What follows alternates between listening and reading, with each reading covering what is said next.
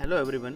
आज के इस वीडियो लेक्चर में 11th स्टैंडर्ड का चैप्टर नंबर 1 का इकोनॉमिक्स में आगे का जो टॉपिक है presentation of statistical information in graph and diagram, उसके बारे में हम डिस्कस करेंगे। देखो, जो भी स्टैटिस्टिकल इंफॉर्मेशन रहेगी इकोनॉमिक के पैरामीटर के हिसाब से, वो स्टैटिस्टिकल इंफॉर्मेशन को अगर हमें सिंपल वे में प्रेजेंट करना है, जो कॉमन पर्सन है वो भी ये इंफॉर्मेशन को इजीली समझ सके, उसको एनालाइज कर सके, इस तरह से अगर हमें रिप्रेजेंट करना है पिक्चर फॉर्म में, तो ये स्टैटिस्टिकल इंफॉर्मेशन को प्रेजेंट करने के लिए हमें ग्राफ और डायग्राम जो है उसका यूज करना पड़ेगा। तो ग्राफ एंड डायग्राम जो भी स्टैटिस्टिकल इंफॉर्मेशन रहती है इकोनॉमिक्स के अलग अलग पैरामीटर की, उसको सिंपल वे में पिक्चर फॉर्म में रिप्रेजेंट करता है। बट जब भी डायग्राम ग्राफ हमें बनाना होगा तो पहले हमें कुछ उसकी एस्पेक्ट्स है, बेसिक चीजें हैं जो हमें ध्यान में रखनी पड़ेगी। वो एस्पेक्ट्स को ध्यान में रख के ही जब भी हम डायग्राम और ग्राफ बनाएंगे तो इस तरह से हमें आगे का काम जो है वो करना रहता है उसको ड्रॉ करने के लिए। तो पहले हम वो डिस्कस करेंगे कि ग्राफ्स एंड डायग्राम में इंफॉर्मेशन को रिप्रेजेंट करने के लिए कौन सी एस्पेक्ट्स जो है वो हमें ध्यान में रखनी है। देखो, सबसे पहली जो एस्पेक्ट्स हैं जो हमें ग्राफ्स एंड डायग्राम के हिसाब से ध्यान में रखनी है, वो एस्पेक्ट्स है सोर्स ऑफ इंफॉर्मेशन और डेटा।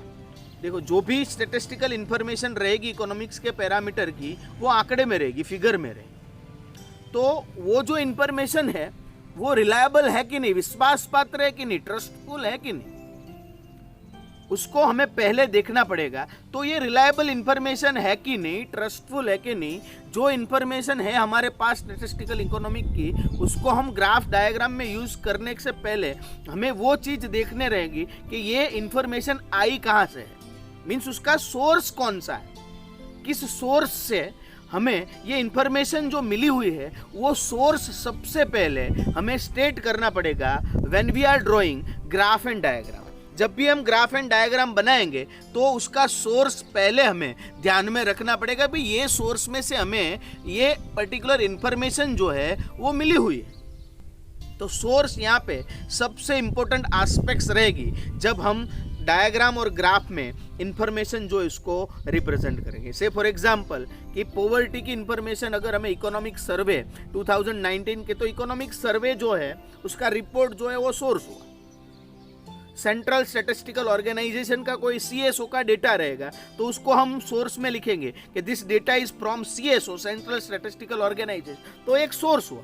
तो हमें उसके ऊपर विश्वास रहेगा, ट्रस्ट रहेगा कि भाई ये जो इंफॉर्मेशन है वो इंफॉर्मेशन रिलायबल है। तो सबसे पहले सोर्स जो है उसको हमें ध्यान में रखना पड़ेगा। दूसरी चीज है clarification regarding dependent and independent variable. देखो, जब भी ग्राफ एंड डायग्राम हम ड्रॉ करेंगे तो उसमें दो वेरिएबल रहेंगे, एक डिपेंडेंट वेरिएबल है, एक इंडिपेंडेंट। डिपेंडेंट एक स्वतंत्र होता है, एक परतंत्र, जिस वो दूसरे के ऊपर डिपेंड रहता है, उसको डिपेंडेंट बोलते हैं। इंडिपेंडेंट मीन्स जो फ्रीडम है, जिसको फ्री है, जो किसी के ऊपर डिपेंड नहीं है, ऐसा जो पैरामीटर रहता है, वेरिएबल रहता है, उसको इंडिपेंडेंट वेरिएबल बोलते हैं। जो वेरिएबल इंडिपेंडेंट के ऊपर डिपेंड रहता है वो डिपेंडेंट वेरिएबल रहते हैं। पर पहले जब भी हम ग्राफ और डायग्राम ड्रॉ करेंगे तो हमें ये चीज मालूम रहनी पड़ेगी कि कौन सा वेरिएबल डिपेंडेंट है, कौन सा वेरिएबल इंडिपेंडेंट है। जनरली देखो, डिपेंडेंट वेरिएबल है वो चेंज होता है। क्यों? क्योंकि उसके ऊपर दूसरी जो भी पर्टिकुलर एस्पेक्ट्स है, कोज एंड इफेक्ट रिलेशनशिप जो हम बोलते हैं, कोज इंडिपेंडेंट वेरिएबल रहता है, इफेक्ट जो होती है वो चेंज होती रहती है, वो independent variable, sorry dependent variable, कि जिसके ऊपर इफेक्ट होती है उसके हिसाब। पॉवर्टी से फॉर एग्जांपल, पॉवर्टी के ऊपर काफी सारे पैरामीटर्स जो है वो पॉवर्टी है उसके ऊपर डिपेंड है, इसलिए वो डिपेंडेंट वेरिएबल रहा। पर अब हम बोलेंगे भाई 1951 से लेके 2011 तक की पॉवर्टी का डेटा, तो वो जो टाइम पीरियड है 1951 से 2011 तक का, वो इंडिपेंडेंट है। टाइम पीरियड का डेटा हो, कोई भी प्लेस का डेटा हो, ये जो भी data related time period place है वो इंडिपेंडेंट डेटा है, वो चेंज नहीं होता है, वो किसी के ऊपर डिपेंड नहीं हो, वो एज इट इज रहता है। पर ये पॉवर्टी है, पॉपुलेशन वस्ती है, ठीक है, लिटरेसी है, ये सब जो भी इकोनॉमिकल डेटा रहता है वो सब डिपेंडेंट वेरिएबल है, तो यहाँ पे ये दो डिपेंडेंट इंडिपेंडेंट वेरिएबल इसलिए हमें क्लियर करने हैं क्योंकि जब भी हम डेटा डायग्राम और ग्राफ में रिप्रेजेंट करेंगे तो एक्स एक्सिस और वाई एक्सिस, हमें पता है दो एक्सिस रहते हैं डायग्राम ग्राफ जो है वो ड्रॉ करने के लिए, तो ज्यादातर एक्स एक्सिस पे जो भी डेटा रिप्रेजेंट होगा इंडिपेंडेंट नेचर का होगा, टाइम पीरियड का डेटा है, प्लेस का डेटा है, वही डेटा हम रिप्रेजेंट करेंगे एक्स एक्सिस पे। बट जब हमें डेटा को वाई एक्सिस पे रिप्रेजेंट करना है तो वाई एक्सिस पे जो डेटा रहेगा वो डिपेंडेंट नेचर का रहेगा, वो चेंज होता रहेगा, वो किसी पर्टिकुलर वेरिएबल पे डिपेंड है, वो इफेक्ट है, ठीक है। तो इस तरह से जो डिपेंडेंट डेटा है वो वाई एक्सिस पे शो होता है, जो इंडिपेंडेंट डेटा है वो एक्स एक्सिस पे शो होता है, तो उसकी क्लैरिटी हमें रखनी जरूरी। Third and important aspect, measurement and scale.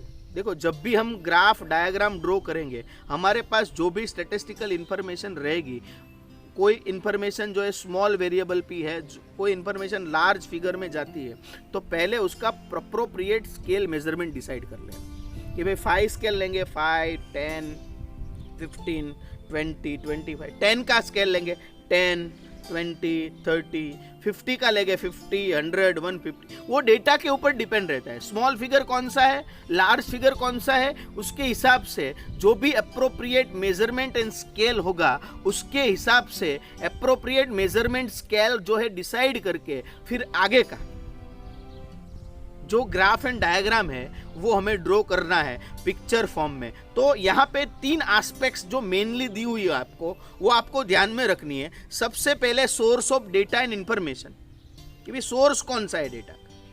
दूसरा जो है clarification regarding dependent independent variable, and after that third one is measurement and scale. तो अब हमें ये तो मालूम रह गया कि कौन सी एस्पेक्ट्स जो है ध्यान में रख के डेटा है उसको ग्राफ एंड डायग्राम के हिसाब से हम रिप्रेजेंट कर सकते हैं। बट अब हमें जो चीज डिस्कस करनी है वो ये है कि किस तरह से हम ये जो इंफॉर्मेशन है उसको डायग्राम और ग्राफ के हिसाब से रिप्रेजेंट करते हैं। बेसिकली 3 वेज के ग्राफ यहाँ पे हमें डिस्कस करने हैं। सबसे पहला है बार डायग्राम। जो बार डायग्राम है it is nothing but representation of particular grouped data in rectangular bar। जो बार होता है, एक बार स्तंभ जिसको हम बोलते हैं, वो बार में रेक्टेंगुलर बार में जो भी ग्रुप्ड डेटा एक पर्टिकुलर वेरिएबल का उसको हम शो करते हैं डिफरेंट बार में। उसकी जो वैल्यू है, लेंथ है, वो वैल्यू के प्रोपोर्शन में रहेगी। जितनी उसकी वैल्यू उतना ग्राफ का लेंथ जाएगा आगे तक, जितनी वैल्यू कम उतना कम रहेगा। पर एक सेपरेट बार सब ग्रुप्ड डेटा के हिसाब से जो भी इंडिपेंडेंट वेरिएबल है जो लिया हुआ है उसके हिसाब से सेपरेट बार जो है उसको हमें यहाँ पे फॉर्म करना है और उसके हिसाब से पिक्चर वे में एक ग्राफ और डायग्राम के हिसाब से डेटा जो है उसको शो करना है। ठीक है, तो उसकी डेफिनेशन बार डायग्राम की ऐसे दे सकते हैं। Bar diagram is a diagram which represent grouped data in rectangular form, rectangular bar, its length is depend on value of a particular variable। जो भी वेरिएबल की वैल्यू रहेगी उसके हिसाब से उसका ड्रॉ करना है। दूसरा है ग्रुप और क्लस्टर्ड बार डायग्राम। जो जब ये पर्टिकुलर वेरिएबल का ग्रुप डेटा हमारे पास रहता है, वो particular group data different category में डिवाइड होगा। तो कैटेगरी के हिसाब से हमें ग्राफ जो है वो बनाना है, बार बनाना है, और उसके हिसाब से डेटा जब रिप्रेजेंट होगा तो उसको क्लस्टर ग्रुप डायग्राम बोलते हैं। से फॉर एग्जांपल पॉवर्टी का डेटा है हमारे पास, कि भाई उसको हमें 1951, 1961, 1971 ऐसे हमारे पास पॉवर्टी का डेटा दिया हुआ है। अब हम ये पर्टिकुलर ग्रुप डेटा जो इसको डिफरेंट कैटेगरी में डिवाइड करें। से for example rural poverty, urban poverty, total poverty. तो ये क्या हो गया, जो भी ग्रुप डेटा है उसको 3 अलग अलग कैटेगरी में डिवाइड कर दिया, rural poverty, urban poverty, total poverty. अब जो भी ये पर्टिकुलर डेटा है उसका क्लस्टर्ड फॉर्म में अलग अलग डायग्राम के हिसाब से ड्रॉ करके फिर जो डायग्राम रिप्रेजेंट करेगा उसको हम क्लस्टर बार, उसकी डेफिनेशन देनी है तो इस तरह से देख सकते हैं। Cluster diagram is a diagram which represent grouped data into different category by using different bar. अलग अलग बार कैटेगरी के हिसाब से ड्रॉ करके जो स्टैटिस्टिकल इंफॉर्मेशन रिप्रेजेंट होगी डायग्राम और ग्राफ के हिसाब से, उसको हम बोलते हैं क्लस्टर बार डायग्राम। तीसरा है पाई डायग्राम। देखो, पाई डायग्राम सर्कल फॉर्म में ड्रॉ होता है, ये सबको पता है। जो भी पर्टिकुलर इंफॉर्मेशन रहेगी उसको हम सब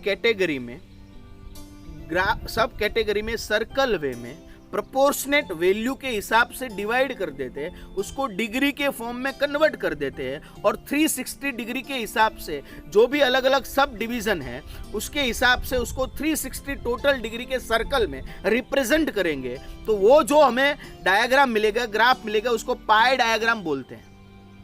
तो पाई डायग्राम की डेफिनेशन देनी है तो ऐसे दे सकते हैं, the diagram which represent in circle form which shows proportionate data of a particular variable in degree form is known as pi diagram. उसको पाई डायग्राम जो है बोल सकते हैं, जो सर्कल फॉर्म में जो भी हमारे पास डेटा हुआ उसको सब डिवीजन में डिवाइड करेंगे, जो सब डिवीजन में डेटा डिवाइड रहेगा उसके हिसाब से उसको डिग्री में कन्वर्ट कर देंगे। डिग्री में कन्वर्ट करने के हिसाब से वो डेटा जो है क्या होगा, रिप्रेजेंट होगा। तो उस तरह से देखिए, 3 ग्राफ बेसिकली आपको यहाँ पे ध्यान में रखने हैं आपके सिलेबस के हिसाब से, bar diagram, clustered bar diagram and pie chart. तो ये हुआ टॉपिक आपका presentation of statistical information in form of graph and diagram. Thank you very much.